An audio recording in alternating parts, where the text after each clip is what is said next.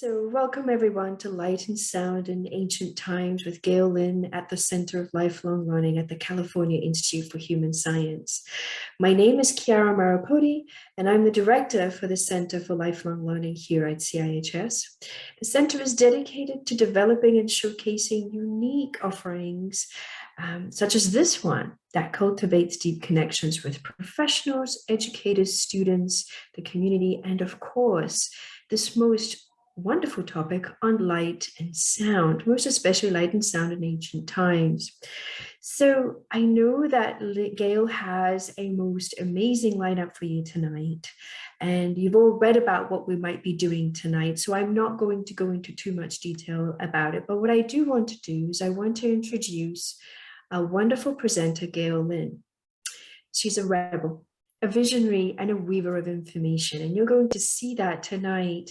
She's a published author, and she's invented the harmonic egg, which I've used, which is absolutely amazing. If you have one in your area, please use it. She's highly sought after speaker and podcast guest on the topic of sound and light as therapy, and she's the chief egg guardian. And they truly are, they do have their own peculiarities depending on where they're at. So that's a very important post that she has as chief egg guardian. But she's done so many things in her life. She's an entrepreneur. She has 20 years under her belt with different successful careers in automotive, telecommunications, and even Hollywood. But Gail, I'm going to hand over to you because they've come to see you and hear you and not me. So I'm really pleased and honored that you could be here with us tonight. And thank you everyone for joining us. Gail, the floor is yours. Thank you so much. I'm so excited. I'm going to go ahead and do start the screen share. Make sure I do this all correctly.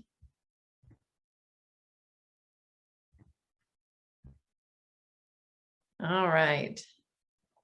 So, oh boy, hold on. Let me stop this for a second because I was on the wrong.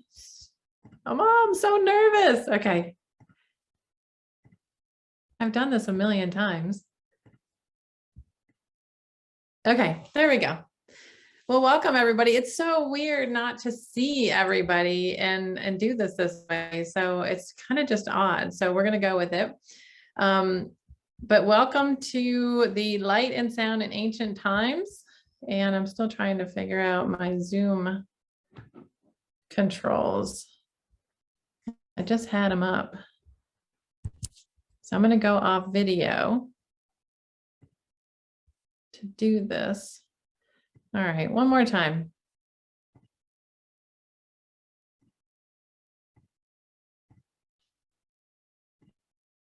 Okay, thanks for your patience, guys. This is going to be awesome. I want to really impart on you guys some super amazing knowledge. I don't want it to just be where it's just science-y stuff.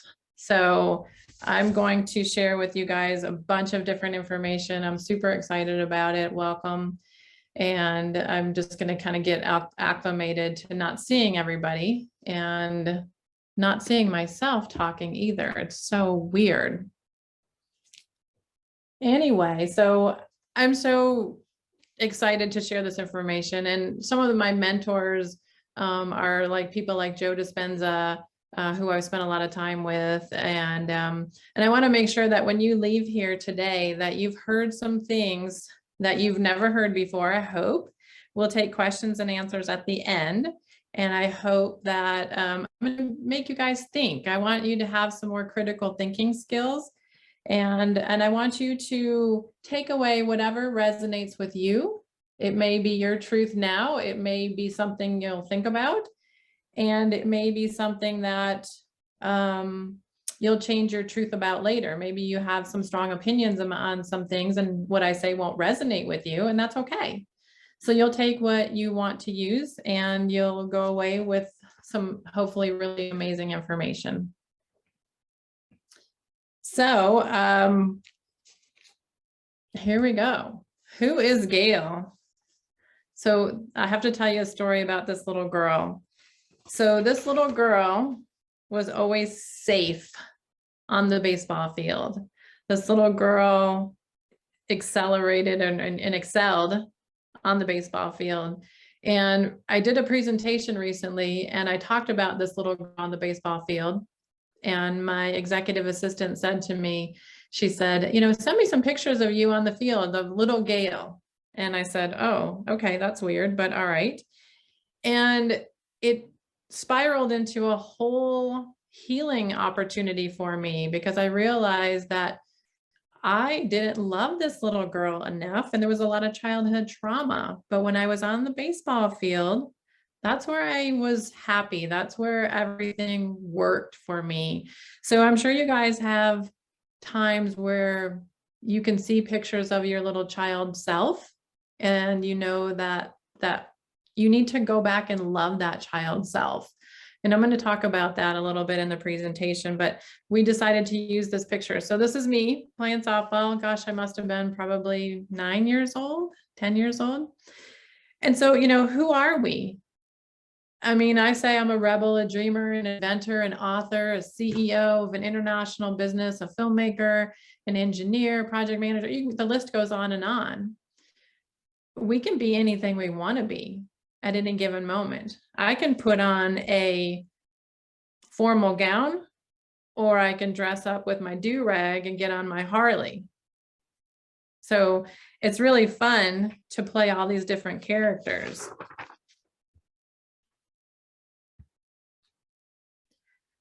So we had talked about what is alternative medicine. We wanted to explain that. Well, there really is only one alternative, and that's allopathic medicine and big pharma.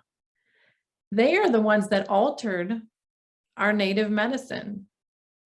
And I don't know if you guys know, but most of the drugs that are on the market today are made from, you know, quote unquote, natural products.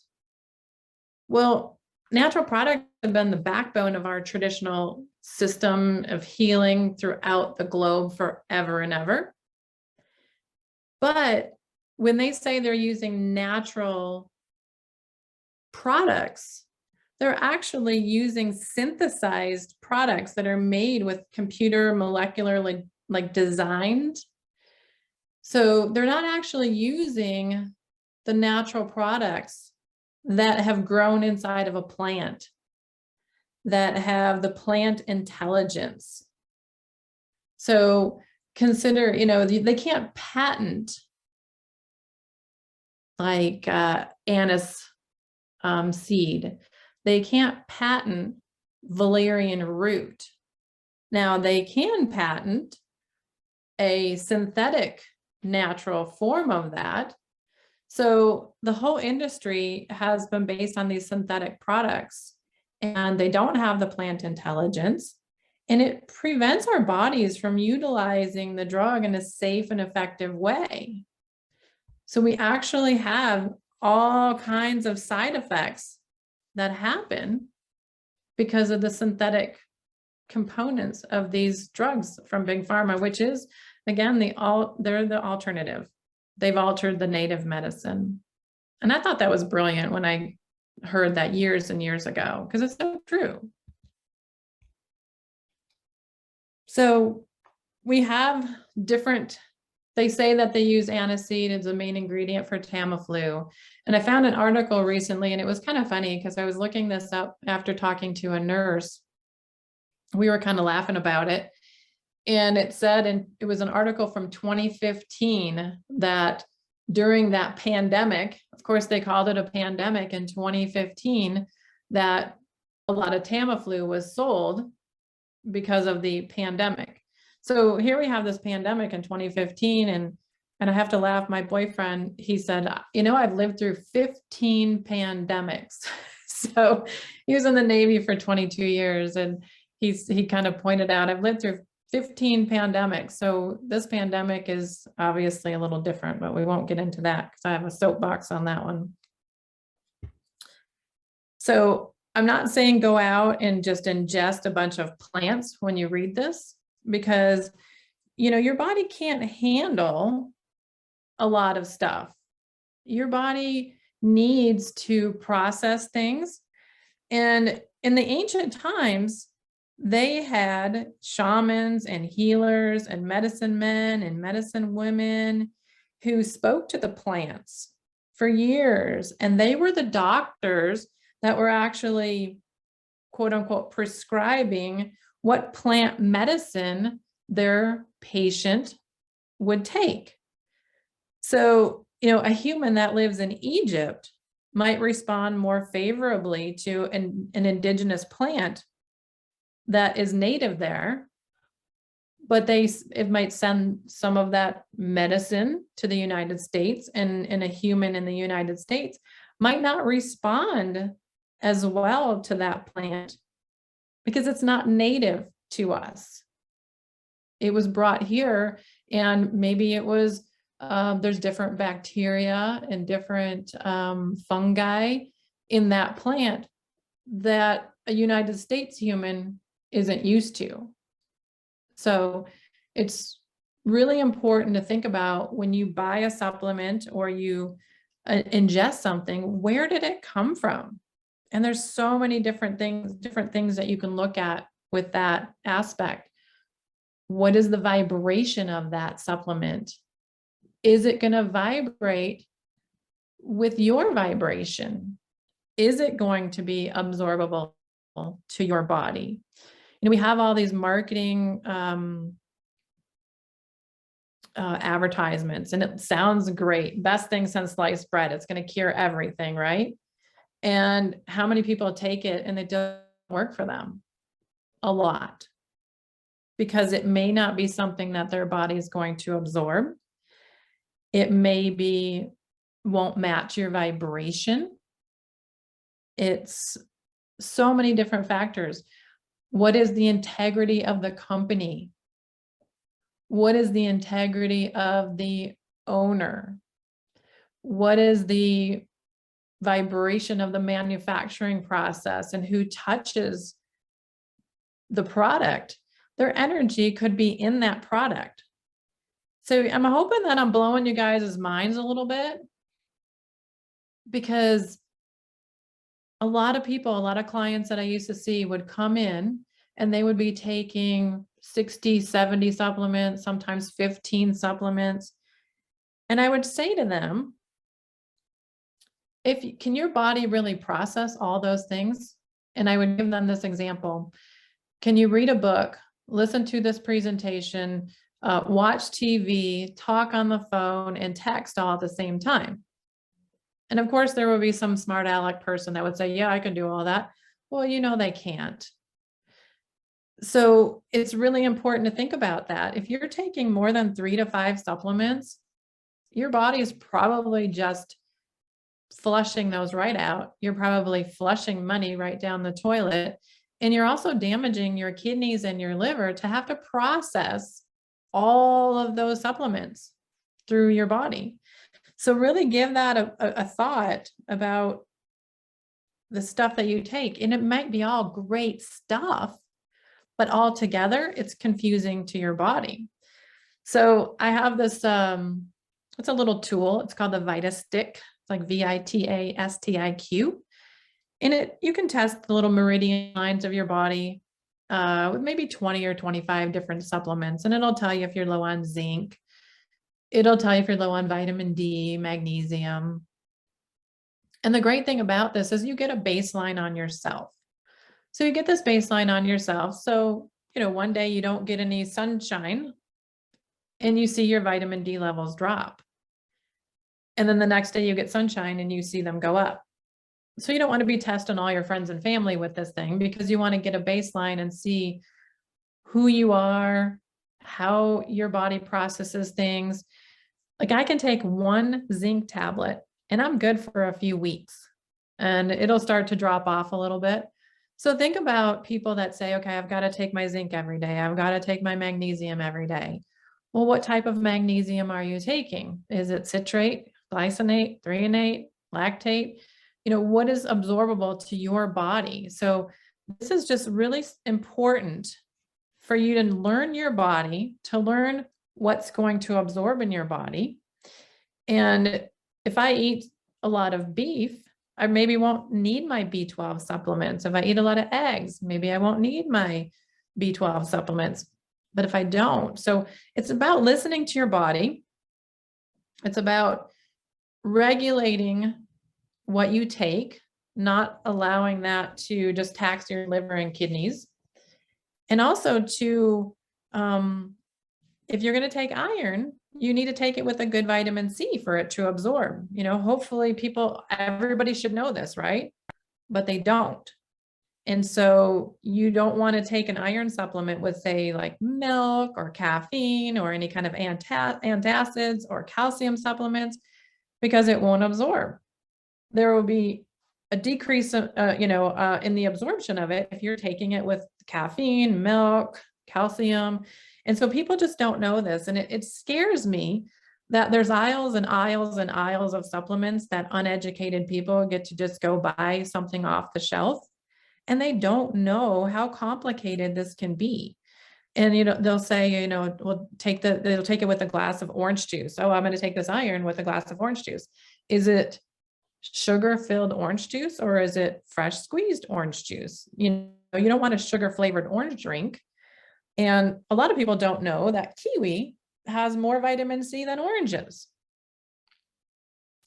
So it gets really complicated. And let me just also say that kiwi, if you have cramping, I don't know how many men are on this call, so I don't want to offend you, but if you have menstrual cramping, kiwis work better than Pamprin. It's really amazing. And if you have a lot of heartburn, I know it might be counterintuitive, but oranges are really good for heartburn. So these are the things that you can pick up over the years when you are crazy like me and you're always studying. So, all minerals, all supplements need proper conditions for your body to absorb them properly. And so you want to be really, really careful. Less is more. Letting food be your medicine is so key, but I'm also going to get into some stuff about that as well. But homeopathy has been around for thousands and thousands of years, and less is more. So you take a little bit and it goes a long way. We'll talk about the Harmonic egg a little bit, but this isn't a sales pitch for Harmonic egg, but we help clients set an intention. And when we help those clients set an intention, we're also holding that intention with them and for them. So it's a little bit of a homeopathic kind of manifestation chamber. So how was medicine used in ancient times? We can't really compare ancient times to now because we have so many different challenges than the ancients had. I mean, they didn't have 5G. They didn't have stress. They didn't have COVID. Maybe they did, but you never know. They didn't have a lot of the, work challenges and financial mortgage payments and kids and daycare. So, when people ask me, what did the ancients do? We can't really compare that, but we can give you some examples. For the sun, I mean, they use the sun to cure like rickets and fungal infections and emotional healing. And we don't get out in the sun enough. We have seasonal affective disorder, which is that SAD. If we got out in the sun, it'd be great. Instead of mimicking lights that we sell and we put them on the shelf and we buy these lights that mimic the sun, when we really could just get out in the sun. Now, caveat to that is I grew up in Michigan and the sun doesn't come out for months out of the year. So I did go to tanning booths and things like that when I was a kid, because of the depression that people have when the sun doesn't come out. I mean, the sun is such a great healer. And so we use those ultraviolet rays, but then we now know that they're causing melanoma and skin cancers, all these years later. I don't know if they were ever really safe, but we have, good and bad light. So we have sun and we have fluorescent lights. How many of you, it's so weird not seeing you guys. It's so weird. I feel like I'm just talking to myself in this room. It's hilarious. So how many of you guys have been under fluorescent lights and you were tired or you felt sick? I trained one of my center owners for a whole day. We sat under these fluorescent lights and I was so tired, and it didn't feel like they were retaining any of the information I was sharing with them. I was super annoyed because it just felt so draining. So the next day I said, can you just bring in a little lamp and can we plug a lamp in? That second day of training, you guys, they got everything. We weren't exhausted by the end of the day. What are these fluorescent lights doing to the kids sitting in classrooms all day? Oh my gosh, it just blows my mind that we have these kids sitting under fluorescent lights. And I saw firsthand how the retention of the learning wasn't even good for the adult that I was, training. And I was exhausted at the end of a day. Other examples of good and bad lights is the glow of a salt lamp. How many of you have salt lamps? Oh my gosh, I love my salt lamp. That amber glow of the salt lamp is so amazing, versus the glow of a computer screen like I'm staring at right now. It's not the same. So we also have, music. We have good and bad sounds. So music has been used by the Aborigines. I think they were the first ones to use music therapy with the didgeridoo. And it was 40,000 years ago, the Aborigines, and there's a lot of stories about how they would play the didgeridoo for to heal broken bones, to help people get over sicknesses. The Greeks, the Egyptians, the Tibetans, they've all used music therapy in brilliant ways. And so I'll give you this, good and bad. There's good and bad sounds. This is kind of cool. So in Egypt, they have the Hathor. A lot of people just say it's Hathor. So think about this: Hathor or Hathor. What sounds more powerful? Hathor or Hathor? And I'm kind of, baiting you guys a little bit because I'm a Hathor or Hathor, but it's more powerful. And so they don't pronounce the H. And even when you, people call it Thoth, but it's Tote. So it's really interesting how just the words have power and different sounds have different vibrations. So think about your neighbor arguing and slamming doors versus a child's laughter and hearing them enjoy life. Just good and bad sounds. There's another story really quick about when I was a kid when I was playing baseball or softball. The doctors told me I was diagnosed with asthma when I was 4, and the doctors told me I would never be able to play baseball or softball. Well, that was a bad sound to hear because I loved it. At the age of 7, I started playing t-ball, and I played for 30 years. Yet there was a doctor that told me, you will never be able to play because of your asthma. Like, no one gets to tell you what you can and can't do. And I had a client one time that told me no one gets to put an expiration date on her children. She had 2 children with metachromatic leukodystrophy. And I'll never forget that day when she came in, the doctors told her kids wouldn't live probably past, 5 or 6 years old. One lived till 11, one lived till 20. But she said, no one gets to put an expiration date on my children. And that's really powerful, you guys. No one gets to tell you what you can and can't do. So I'm watching my time here and I got a lot more to cover, so I'm going to keep moving on. What I want to say too about this, these instruments, I've been to a lot of museums all across the world, Egypt, Greece, United States. And I remember, and I don't remember which museum, but they had rattles and flutes. And they kind of depicted it as this was something that they used for babies or for parties. And I know that's not true. I know they used them for healing.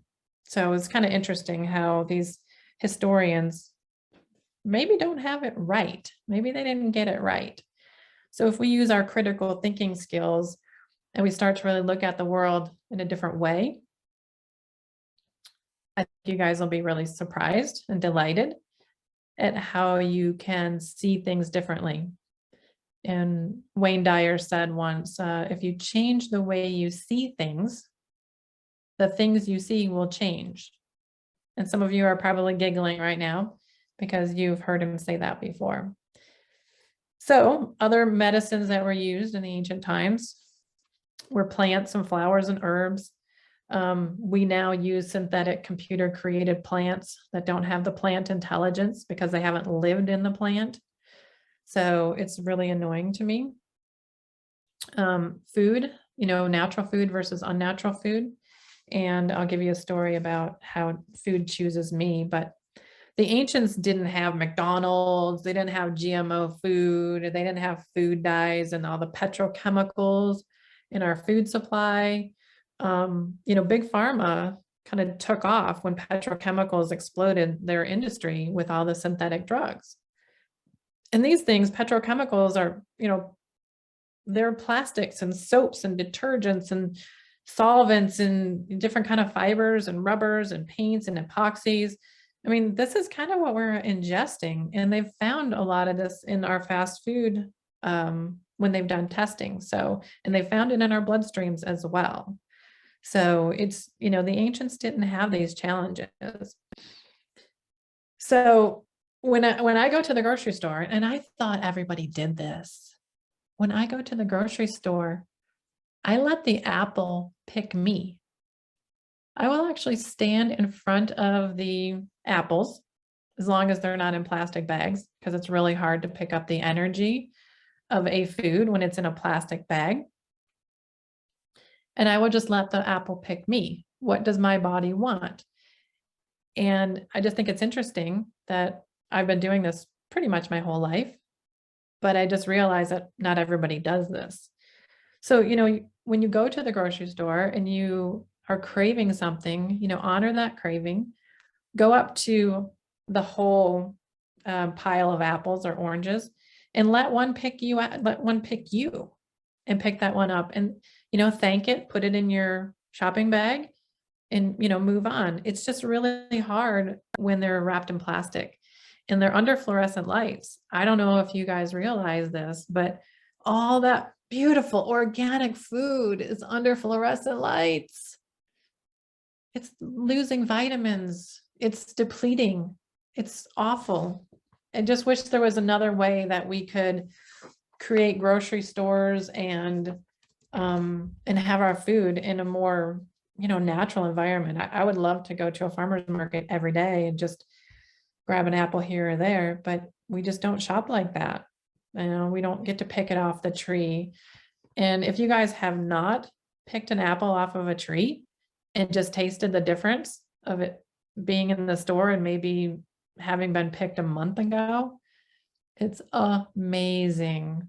There's nothing like a garden tomato. I can't even eat tomatoes from the grocery store because I grew up with a garden, and those tomatoes were amazing. I had a kumquat one time. I don't know if you guys know what kumquats are. They're they look like as small as a grape, but they look like a little orange and they kind of taste like a lemon orange. So I've bought kumquats before and I can pop them like crazy. Well, I grew kumquats on a tree and I popped one about 4 o'clock in the afternoon and I was up until like 4 in the morning. It was just this massive shot of like B12. I don't even know what it was, but I had so much energy for 12 hours from this little kumquat off the tree. But yet I could eat 10 of them from the grocery store and not get the same effect. Again, sitting under fluorescent lights, losing vitamins, losing energy.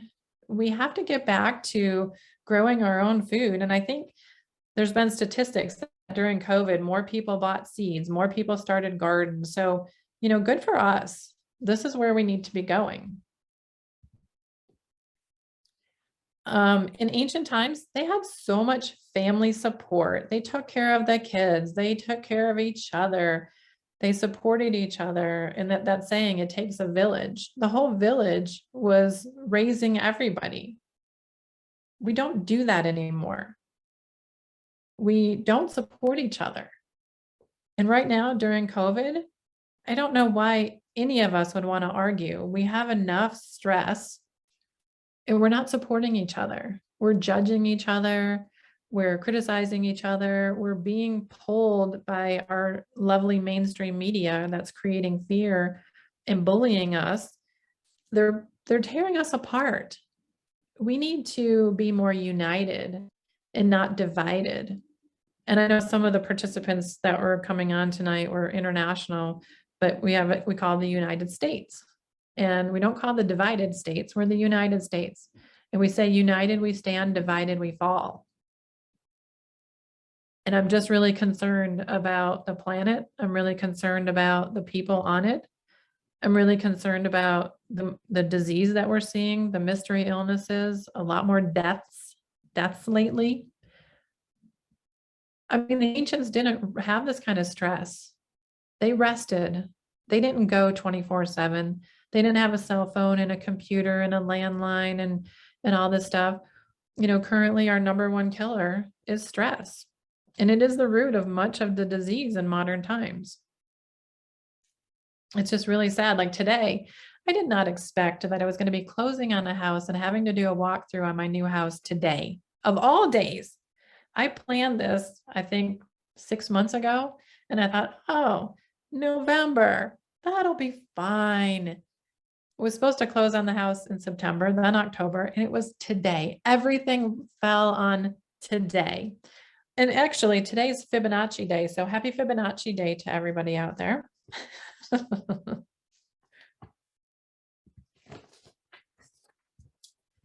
So in ancient times, again, they did not, or they honored their land. We don't honor our land like we do today. You know, we own things, we own the land that we buy. I just bought 2.2 acres. I am the guardian of this land. I cannot wait to play on my land, but I don't own it. I'm just the guardian of it for the time that I am there, that I am living there. You know, we don't own anything that's the land. That belongs to Mother Earth. So we need to honor the land.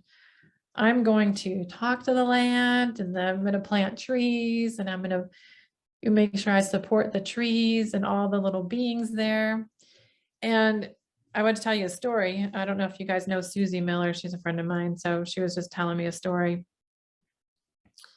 She wrote the book Awesomeism, and she's really supporting of the autistic community and really helps them a lot to have a voice and to heal. It's really brilliant. But she was telling me a story about somebody that she knows that was going to buy a house. And the owners of this house said, we're going to let the land choose the owner. And I feel like the land chose me in this house that I just bought today. And I feel like it's just giddy. The land is giddy to have me there. And I'm so honored, so honored. So she said that the owner said, I'm going to let the land choose the owner. Now we're humans, right? We're human beings, right? She got an offer from somebody that the land did not pick for a substantial amount of money more than the asking price. So she took that offer, and she did not let the land choose the owner. She kind of let greed choose the owner. And that's not cool, but we're human. So I'm not having any judgment. I'm just saying that we need to be supportive of the land. So really excited about playing on my land. I'll tell you another quick story. I have these wisdom cards that have herbs, and they're kind of like kitchen witch cards, you know, kitchen little witchy cards. And my nephew was visiting, and he was 9, and he pulled the card rosemary. And we were outside building a little fire, my little fire pit in my backyard. And he was here probably for 3 days, 4 days, and they left. This is crazy, you guys. I don't know how this happened. I'm just telling you, I saw it with my own eyes. Right where he was sitting, in the cracks of the cement, a little rosemary plant sprouted. Now, my sister calls him the rosemary fairy now, which he's a boy, so he probably doesn't want to be called that. But the plants are here to help us. Energetically, maybe that little rosemary plant felt his energy and popped up in that location where his energy was to support him. What if? What if that's how plants are here to serve us, and trees and animals? We really need to honor them and the land. I have a little kale plant that I have at the house here, and it has survived 3 winters. Okay, that's weird. Usually there's a hard freeze and the plants die. This kale plant has survived 3 winters. And I feel like it's there to support me, to give me the nutrients that it has to offer. And I speak to it. And when I pull a kale leaf for my smoothie in the morning, I thank that plant, call it a plant. I have a lemon balm that's lasted 3 winters. I have a lavender plant that's lasted. I don't know why they're not dying and they're not freezing, but somehow they're thriving and surviving to serve me. Honor them and I thank them. Is this making sense? Are you guys having fun? I'm still feeling really weird that I'm talking to a computer screen and there's actually people out there. Our soils are so depleted. So that's another thing that we need to work on. If you guys don't know who Dr. Zach Bush is, there's a great YouTube video called Saving the Soil, Saving Humanity that I highly recommend that you watch. It's about an hour. But he talks about how we can replenish the soils and fertilizing and earthworms. Earthworms are so important to replenish our soils. So important. Did I say so important? So we want to make sure that we're honoring the land and feeding the land and feeding the soil. It just, this is so important that the ancients knew this, and their crops were not sitting in a store under fluorescent lights. Even, even marijuana from back in the day, if you're an old hippie, I'm 51, so I'm not really, and I've only really tried pot a couple times, but the old hippies tell me, it's not the same pot anymore. They're growing under these fake lights. They're not out in the sunshine. It's not fighting off fungus and bacteria, because we're taking care of that little plant and we're not allowing it to have to fight for itself or fend for itself. And we're growing it under these artificial lights. Apparently, the old hippies tell me, it ain't the same pot, man. So another story I want to tell you guys is about rattlesnakes. Maybe a couple years ago. Actually, a good friend of mine is the Brazos River Rattlesnake Ranch in Santo, Texas, is my friend, Bayou Bob. He's been a herpetologist for 50 or 60 years, but he plays with rattlesnakes. And he's only been bit once. So it's not too bad in all those years because he plays with them every day. But there was a story that was told, and it says that the rattlesnakes do not bite or attack Native Americans. Interesting, right? I don't know. I found it interesting. They do attack and bite white people. And I had to think about it because I'm always trying to think about, how can I weave this information together and how does this make sense to me? Well, if you think about it, the Native Americans will be like, hi, Mr. Rattlesnake or Mrs. Rattlesnake. You leave me alone. I leave you alone. You do your thing. I do my thing. And the white people are like, oh my God, a rattlesnake, kill it, kill it, kill it. Well, maybe that's why it's attacking the white people because that's how we act. So try to be more one with nature, communicate with all of life, and be one with all of life. And we all exist here on this great planet Earth together. It's so fun. We've just lost so many skills that the ancients had. So now we go on to sacred geometry. So what is sacred geometry? Blah, blah, blah, sacred geometry. This is what it is, kind of a definition of it. But the strongest shape in the universe is a triangle. So that's a number 3. And if you guys know Nikola Tesla, I'm sure some people have just maybe heard of him. 3, 6s, and 9s. And he said, if we can unlock the mysteries to 3, 6, and 9, we would know all the answers in the universe. And you start looking at nature and you think, okay, the strongest shape in the universe is the triangle. That's 3 sides. You look at the power of the hexagon, and you can Google it. There's so much information about it out there. But these little bees have created their hives in hexagon shape. That's 6 sides. So there's your 6. And there's no waste. And so they've created this where each flat line butts up against another flat line, and there's no waste with the hexagon shape. So brilliant how they've come up with this. The 9 is such a mystical number for the universe. It's a number of mastery.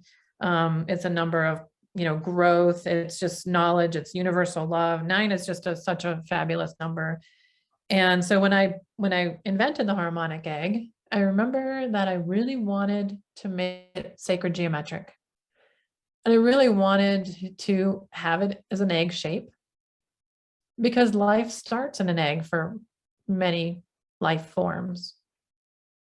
And so the outside of the harmonic egg is paneled with 12 sides. So 2 plus 1 is the 3. There's a reclining chair that you kind of lie back in a reclined position. And it sits on a hexagon platform, which is the 6. And then it has 360 of healing with an egg shape. And then there's a circular disc that you kind of, when you lean back, you see, and it looks illuminated with a colored light that's chosen for your specific session. And so that's 360 of a circle. So there's your 9. 6 and 3 is 9. So I created it with the golden mean and the 3, 6s, and 9s, and the consciousness of Nikola Tesla and the consciousness of Edgar Cayce, the sleeping prophet, who said before he passed away in the 1940s, if someone could bring together the spiritual forces of sound and the spiritual forces of light, it would be an amazing modality for the future. So I actually feel like some of his consciousness came through. The harmonic egg is sound and light. We'll get more into that too, the different sounds and the different light colors. And I don't know if you guys knew this, but most crystals in their natural form are hexagonal. It was quite amazing to me. Quartz is a hexagon, tourmaline is a hexagon. Most of the crystals in their natural form are hexagons, but yet I have a quartz circle. I have a tourmaline square or cube. So what I did is I actually regifted those crystals to some of my friends who are into crystals, because I feel when we polish those and take them out of their natural form, they lose some of their magic.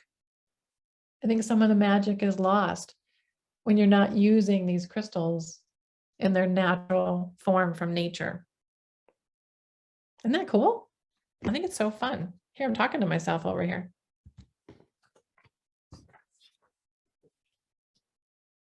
So, how does sound work in cooperation with your body? Boom. We're all different. There is no one size fits all, guys. People will tell me, oh, do you have 432 hertz playing in there? Do you have 528 hertz playing in the harmonic egg? No, I don't. Because what if you're vibrating or you're resonating at 900 hertz? Why would I want to put you on 528 hertz? I wouldn't. What I've come to discover through all my research over the last, 15 or so years now, every instrument has a sound wave. So the sound wave of the flute seems to work very well to support the liver. The sound wave of a piano appears to support the nervous system. Drumming helps to build the immune system. We've done live blood work analysis pre and post. And when they've been on drumming, there's more white blood cells. Seems to be we're building the immune system. So, there is, like I said, there's no one size fits all.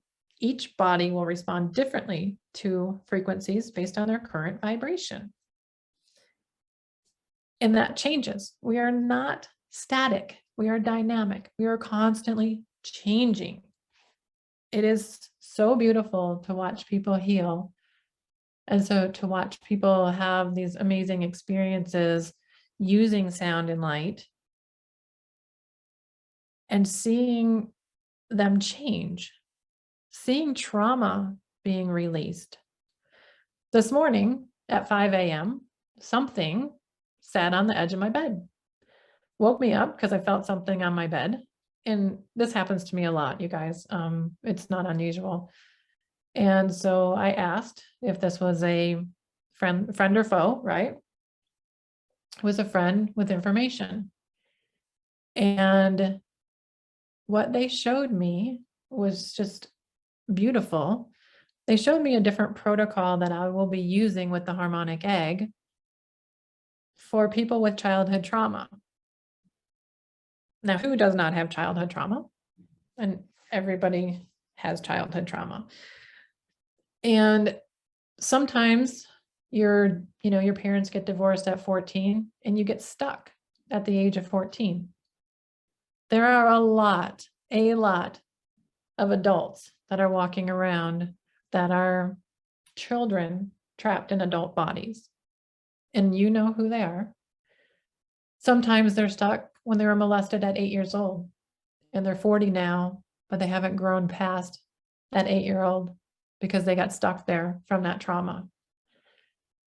So the friend, whoever came to me this morning, showed me how we would be having clients come in with a picture of themselves as an 8-year-old and loving that child and doing a session with that child and being able to get past that block of that emotional trauma that stuck them there at 8 or 14. I think this is going to be so powerful.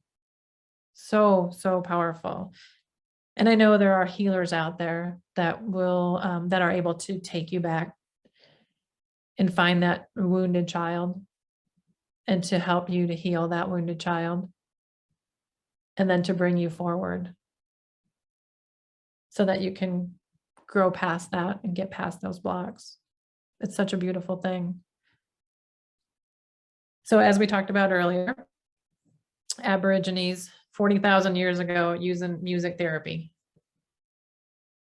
We're vibrational beings of light.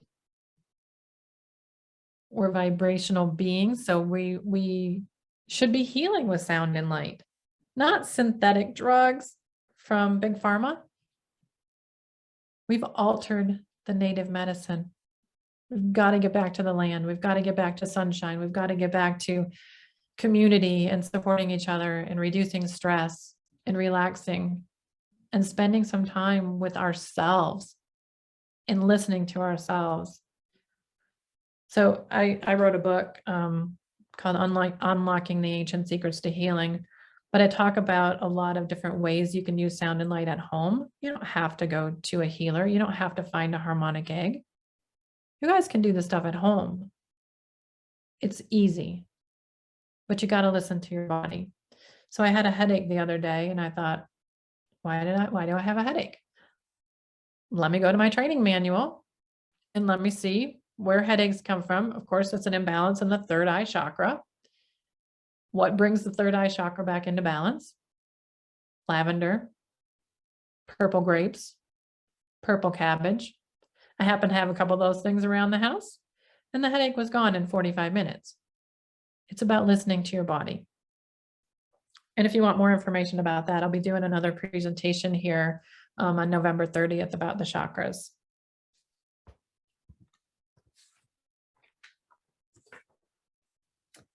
Okay, so how does light work in cooperation with the body? Same principles. Each organ and system of the body will respond to the light waves in colors, and there's no one size fits all.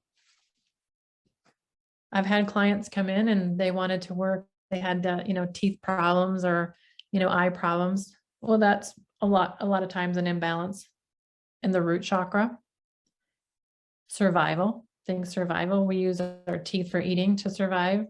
Eye problems, we use our eyes to see, part of our survival skills. It's really interesting if we just listen to our bodies, you guys.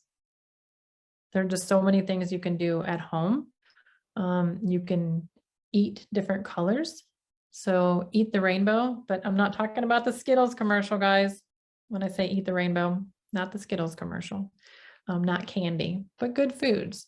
Unfortunately, a lot of the foods that are sitting on the supermarket shelves are under those fluorescent lights and they're losing a lot of their minerals, but we can still find good foods and bless the foods and increase their vibration by asking them to nourish us and talking to the land and growing our own crops. It's really brilliant. I've been researching a lot about how to replenish minerals with colors and frequencies. And it's possible. If you guys have not heard of Brian Anderson with Tri-Vortex, he's quite brilliant. He's got an amulet that you wear around your neck that can replenish your minerals. Did I just blow your minds? Pretty cool. And it's infused and you wear it. Now, again, I go back to, and I've talked to him about this, what kind of magnesium do you have in there? Is it the citrate, the glycinate, the lactate, the threonate? Because not everybody's going to need the same. So, but it's in homeopathic doses. So your body's going to go ahead and use what it needs. And that's the brilliance of it, because it's not ingesting it, putting it into your body, and then taxing your kidneys and your liver and your body to process this stuff. I see some questions coming in, and I'm just about done. So I want to show you guys this because this is just fun stuff, right? Egg-shaped chambers that obviously are not new. Nostradamus was on the planet a long time ago, and he had a little desk and a chair inside of an egg shape. It was metal, not real crazy about that. But Osho, that egg that you see, that Oregon egg, was made out of coconut leaves. And people would go in there and they would have these psychedelic type experiences just with the sacred geometric form and the energy inside of an egg like that. When you have an egg shape, there's a man named Victor Schauberger that did a lot of research on an egg-shaped water dispenser. And he said inside the egg shape, the egg being the most sacred shape in the universe, it has a constant vibration. And it's a vibration that kind of increased the vibration of the water and made it healthier. So inside of an egg, obviously, these depict that people had this idea before me. So this is really what the harmonic egg looks like. And so what I want to kind of leave you guys with is some actions, some actionable steps for a daily practice. You've heard a lot of things that maybe you could change about your life and your lifestyle, that you've heard maybe to, honor the land and eat differently and really be conscientious about your supplements and what the vibration is of them, what your vibration is, and the integrity of the companies that you're buying from. But on a daily practice, I'd like you guys all to pick 2 or 3 things that you do every day until they become part of your lifestyle, and then add 2 or 3 more or 1 more, whatever, if you so choose. This is just a little challenge for you. So one of mine is really interesting. If you take, it's called Under the Pillow Intention. It's really fun. You can do it every day, or you can just have one that you do and you put it under your pillow. And subconsciously, it helps you to manifest. So mine, that's under my pillow right now, is to be magical, to be able to levitate, and to communicate with all life. I haven't gotten the levitation yet, but I can communicate pretty well with nature and animals. The second one I have under my pillow is to impart the highest and best knowledge to all that I come in contact with. And the third one is to forever, forever be protected. I feel like things happen to me sometimes throughout the day, and I probably should have fallen off that stool that I was trying to not get off the stool and move it, and I was leaning on it. Something just lifted me right back up. I felt it falling, and all of a sudden I didn't fall. And I feel like there's some kind of magical source that protects me on a daily basis. The other thing that I do is I do eat the rainbow. I guess not the Skittles rainbow, but I do. I eat a red apple, and I eat, orange peppers, or I eat a yellow banana, blueberries. I try to eat the rainbow every day. And it's become a lifestyle for me. And then listen to your body. So yesterday, it was yesterday, I wanted to wear an orange shirt. So I wore my little orange shirt that's Life is Good, and it says bewitching. Okay. And obviously I needed to work on my sacral chakra yesterday, because then I went to the mall to drop off my computer to get it repaired. And there was a juice place there, and I saw the carrot apple ginger drink, and I just had to have it. And it was orange. So obviously I needed orange in my life yesterday, but I honored my body and I did it. I got the carrot or apple ginger drink, and I wore the orange shirt. So, most of us don't take the time to listen to our bodies. We don't take the time to love each other, love ourselves enough, let alone love each other. That was a little Freudian slip. So, if you want to learn more, here's my email, website. I also have, if you guys, if you have an inability to lose weight and you want to work on your liver, because that's often what's going on when you can't lose weight and you're eating salads all day long, it's you have a fatty liver. So I have a liver webinar. If you want to learn more about, helping yourself with insomnia or different things, you can work on your circadian rhythms. I have a circadian rhythm seminar, all kinds of stuff on that website. It's all free. I just want to help people. I want to inspire people. I want people to use more critical thinking and common sense in these times. And so I hope you guys enjoyed the presentation. Sending you all love, and I'll go back on camera and answer some questions. Thank you.